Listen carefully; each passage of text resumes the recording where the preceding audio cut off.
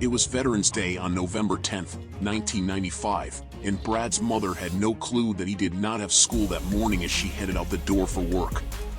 Brad, 13 years old, planned earlier that week to meet his friend Jeremy, 13, at his house in Custom Estates, Phoenix, Arizona. Jeremy and Brad, knowing that neither of their parents knew school was out that day, decided to take advantage of that fact and planned to get ready just like they were going to school that morning, but instead of heading to school they would meet up and hang out at Jeremy's house. Brad woke up just like any other school morning and got ready for the day. Brad hoped on the bike he had arranged to borrow from his neighbor the day before and head out towards his friend Jeremy Bach's house. Another classmate, a girl named Taylor who was 12 at the time, also had planned to come over and hang out with the boys at Jeremy's house later in the afternoon. Jeremy's stepfather Daniel Bach saw both Brad and Jeremy in his kitchen on the morning of the 10th before heading off to work around 7 a.m. Daniel was under the impression that the boys would be heading off to school shortly after he left the house. Brad's mother, Rhonda Mitchie, later realized around 8 a.m. while at work that it was Veterans Day and that there was no school that day. Rhonda began paging Brad around 8 a.m. to find out where he was. When she returned home from work around 2 p.m., Brad had not answered her pages and was not home. At this point, knowing that Brad didn't have school, and the fact that Rhonda had begun paging Brad so early in the morning and had not heard back from him, she felt like something was just not right. Rhonda began calling the neighbors, Brad's classmates, and friends to see if they had seen him. Rhonda called the Bach home and Jeremy answered the phone and explained to her that Brad had been at Jeremy's home earlier in the morning but that he had left. Rhonda told Jeremy if he sees Brad, tell him if he's not home by 5 p.m. she's calling the police. Rhonda then called Daniel Bach, Jeremy's stepfather, and let him know that she believed Brad had run away and that he did not have permission to stay the night. Daniel explained to Rhonda that when he got home he would talk with Jeremy and call her back once he knew what was going on. I cannot find in the documents what was said on the call in detail that would have made Rhonda at that point feel Brad had run away. Rhonda couldn't sit and wait. She began driving to several of Brad's friends' homes in hopes of finding him. It is stated in the report that Rhonda even drove to Bach's residence in an attempt to see if Brad had returned. However, it does not explain what happened upon Rhonda's arrival at the Bach house. Rhonda continued to more friends' and classmates' homes before returning home to see if Brad had made it back to the house while she was out. Daniel Bach never called Rhonda back after speaking with Jeremy like he had stated earlier on the phone. Shortly after 5 p.m., she decided to call the Phoenix police and report Brad missing. I found in reports that Brad's case was classified as a runaway at first instead of a missing person case. I cannot confirm that, I can just see that it is mentioned in a few reports. Brad would not come home that night. Rhonda would continue searching for her son over the weekend, talking to neighbors and classmates of Brad's with hopes that maybe someone had seen him or had known where he was staying. After speaking with classmates and friends throughout the weekend, there seemed to be a rumor surfacing over and over about a gun being fired in the Bach home. Monday, November 13th, 1995, Rhonda phoned Daniel Bach and told him she had heard a rumor after speaking with some of their children's classmates and friends about what had happened the day Brad disappeared. Rhonda explained to Daniel that she was told that Brad had fired a gun in Jeremy's direction, barely missing him, and the bullet hit a wall. Now Brad supposedly had the gun and was going to kill himself. Daniel told Rhonda he was sure the guns were safely in their place at home and he did not believe any guns were missing from the home. Daniel then called home and had his girlfriend Debbie check that all the handguns were in the home. Debbie was able to confirm that no guns were missing from the home and that they were all where they always kept them. Shortly after Rhonda's call with Daniel, Jeremy called Brad's home and asked to speak with Rhonda. Debbie had arranged the phone call so Jeremy could explain what happened that day. Jeremy told Rhonda that Brad had left the house wearing his backpack and rode off on his bike. Rhonda asked Jeremy, who was the last person confirmed to have seen Brad that day, what his mental state was when he left. Jeremy said that Brad said his life sucked. At school the following Monday, after Brad's disappearance November 13th in Shelling, one of the school administrators met with Jeremy about Brad that morning to see if she could learn any new information that could help locate where Brad might have run off to. Later in court, Mrs. Schelling would state she cannot be positive on the sequence in which she received all this information that day, as she met twice with Jeremy and had spoken to many other classmates as well that day. Schelling discovered that Taylor had been at Jeremy's house the day that Brad had disappeared. When Schelling confronted Jeremy with that information in front of Taylor, Jeremy began to tell Schelling what had happened that Friday. Jeremy explained that Brad had come over but had left, saying he would be back in 10 minutes and that he simply never came back. Schelling heard the rumor that there had been a gun discharged at the house that Friday morning. Before talking with Jeremy again, she pulled aside Taylor and asked her what happened that day when she arrived at the Bach residence. Taylor explained to Schelling that when she arrived at the Bach residence that morning, Brad's neighbor's bike was parked in the driveway as she entered Jeremy's house. When she walked inside, it was just Jeremy at the residence, and Taylor asked where Brad was, as noticed that Brad's backpack and pager were on the kitchen table. Jeremy told Taylor that Brad had left. Taylor didn't believe him. She thought he was playing a joke on her and Brad was hiding in the house.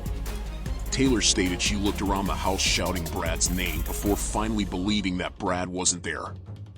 Jeremy had told Taylor that he and Brad had got in a fight while playing a video game. Jeremy said that he had called Taylor a name and that had pissed off Brad, and they fought before Brad decided to leave the house. Taylor told Schelling that she had seen some bloody clothes in the washer and that the shirt Jeremy was wearing had a hole and some blood on it. When Taylor had pointed out to Jeremy a blood spot in the kitchen and a small spot on his clothing, Jeremy told Taylor that was because during the fight Brad had picked up a bar stool and hit him in the face with it, and that caused the blood spots on his shirt and the floor.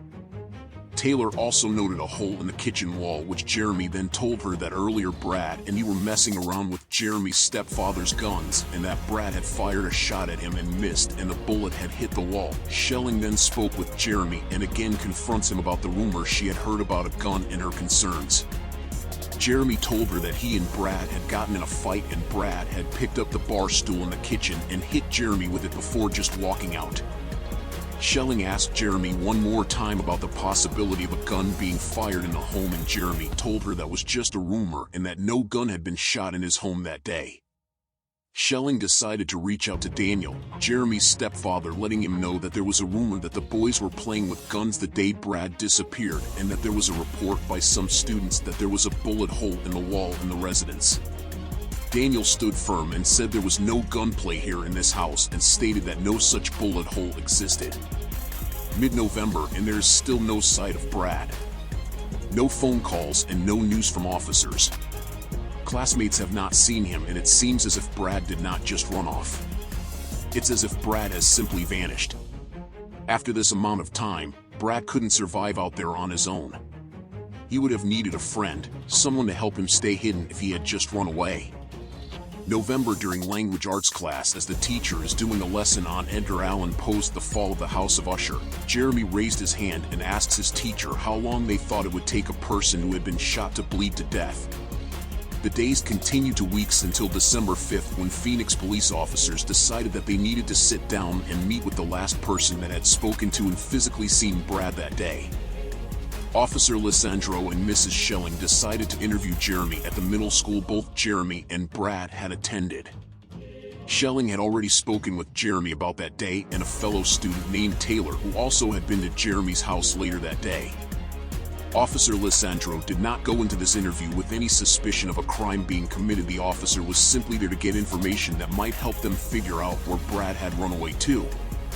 Jeremy told the officer that he and Brad had gotten in a fight that morning and Brad had thrown a butter knife at him and beaten him up before Brad decided to go home for 10 minutes, but then never returned. When the officer questioned Jeremy about the rumor about the gun, he stated he made up that story, that there was never a gun. Jeremy then told the officer that he thought Brad had either run off to Tucson, Arizona with a guy named Popey, or that he had run to California to be with his dad. The officer took down Jeremy's statements, then left. The Phoenix police would reach out to Daniel, Jeremy's stepfather, by telephone shortly after their interview with Jeremy at the school. Daniel spoke with Detective Stephen Lewis and explained to the detective that he had checked the .357 revolver and that it had not been fired and was still in its hiding spot in the living room under the couch cushion. Daniel then told the detective that there was no shooting in his home and no bullet holes in the wall. The detective asked Daniel if they could interview Jeremy the following day, December 14, 1995, at the residence. Daniel agreed to allow the detectives to come to the home and speak with Jeremy about the incident that occurred on November 11th.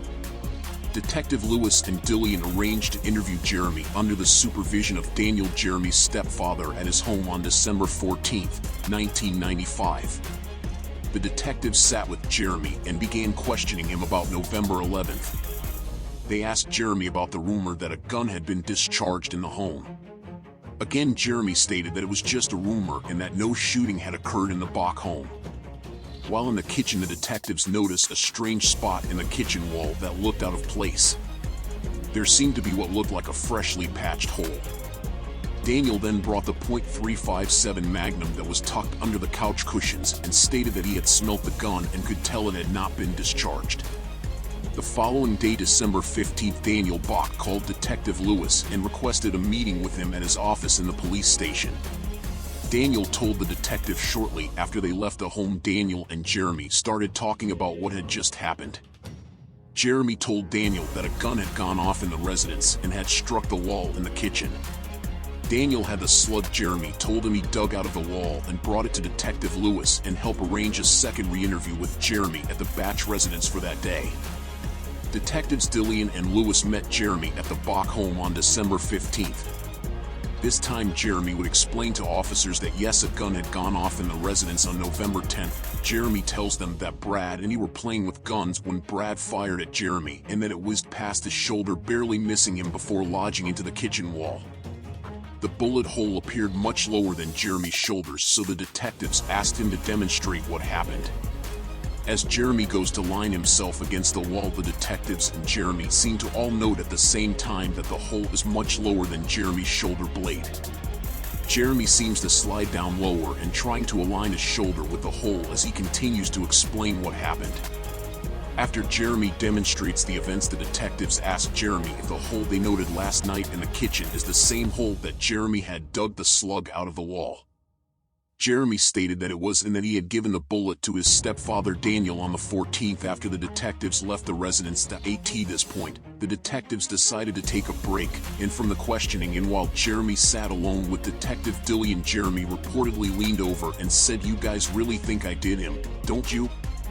Detective Dillian replied to Jeremy that they were concerned because Jeremy had lied to them in the previous interviews and that at this point they did not know what to think. Jeremy allegedly stated, "If I shot him, it would ruin my entire life forever." The detectives still didn't have enough that day to arrest Jeremy. At this point they were suspicious that something much bugger had happened here, but they just didn't have enough pieces to pursue an arrest at the time. After the interview with Jeremy on December 15th, detectives Dillian and Lewis knew there was something more than a kid that just up and decided to run away going on here.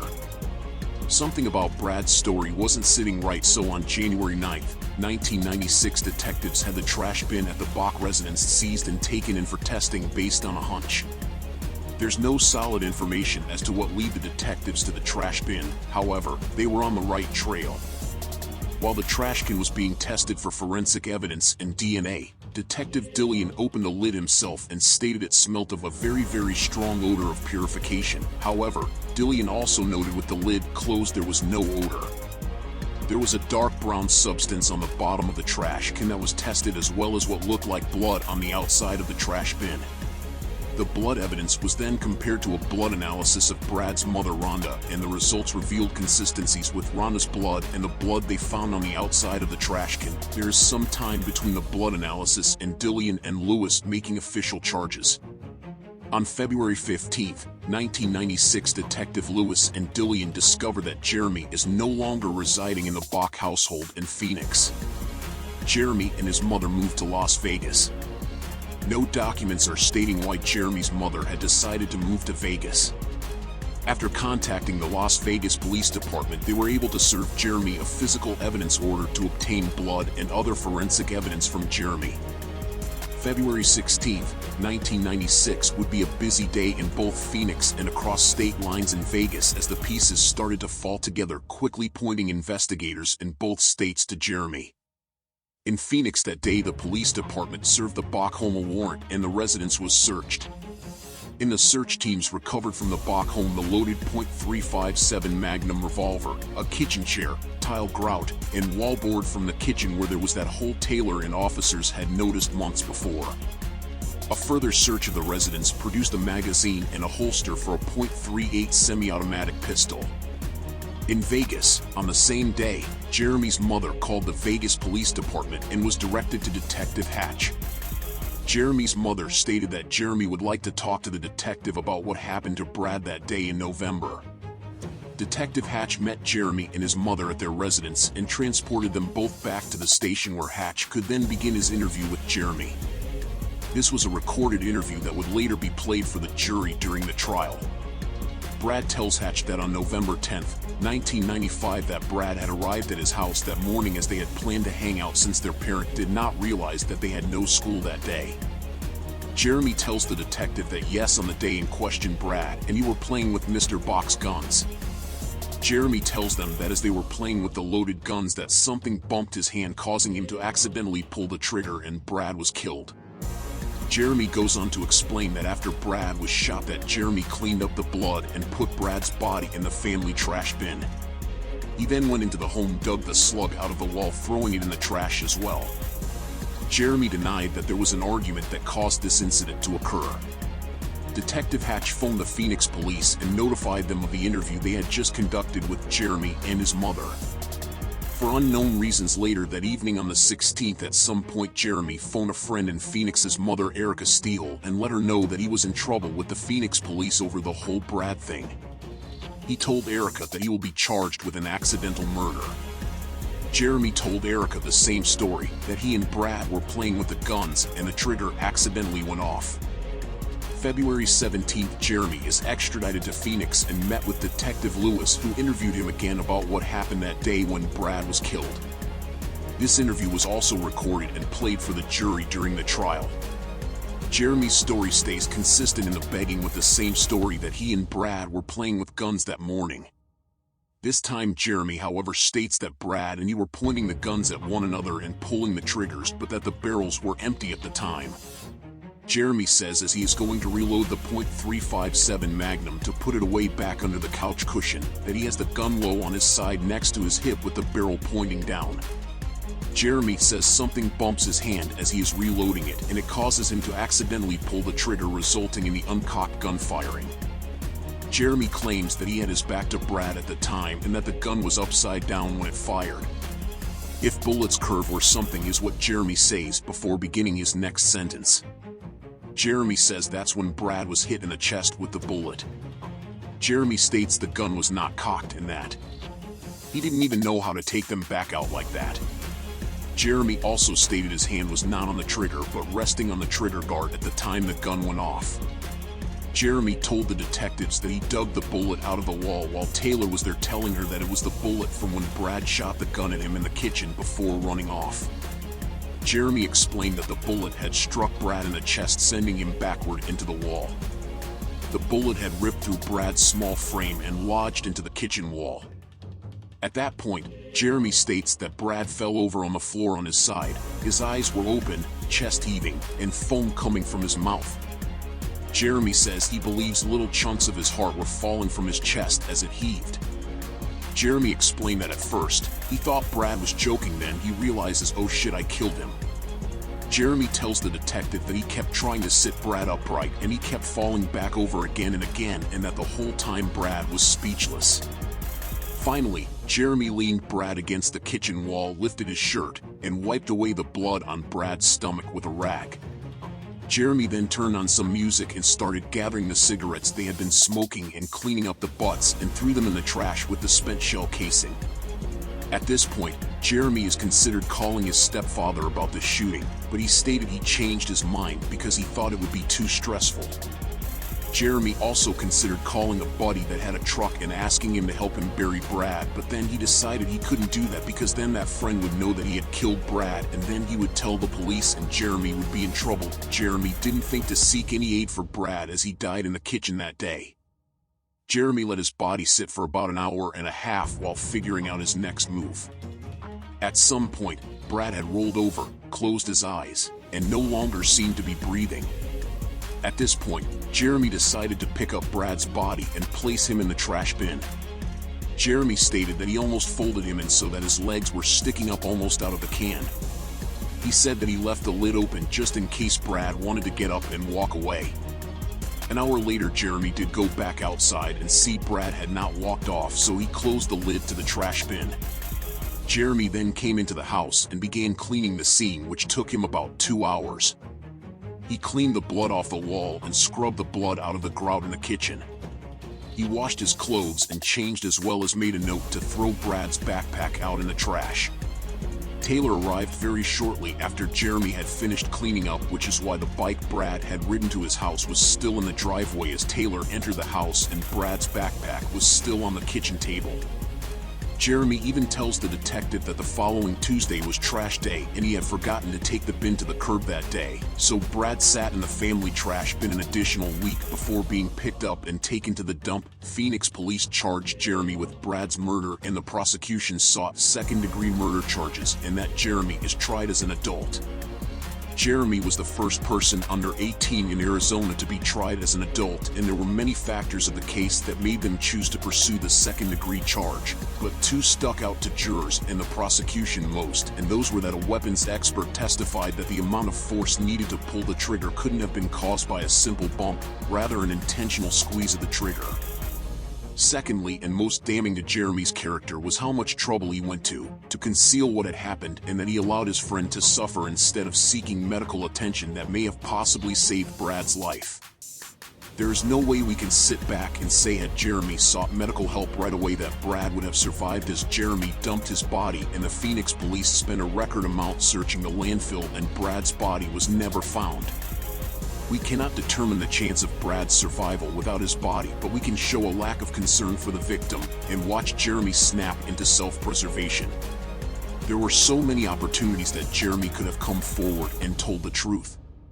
Instead, he lied over and over. His stories changed depending on which person he was speaking with, and all the while Brad's family searched for months in hopes they'd find Brad safe, and Jeremy knew the whole time what had happened that day. I did find some articles that stated that Brad's parents additionally sued Jeremy's parents for improper storage of a handgun and possibly helping Jeremy dispose of Brad's body. I don't know the outcome of that case. Jeremy was sentenced to 22 years in an Arizona prison in January 1998, and the release date set on the record is December 1st, 2021. Phoenix police spent nearly $100,000 funding the 2-month search at Butterfield Station landfill looking for Brad's remains. To this day, Brad's body has never been found.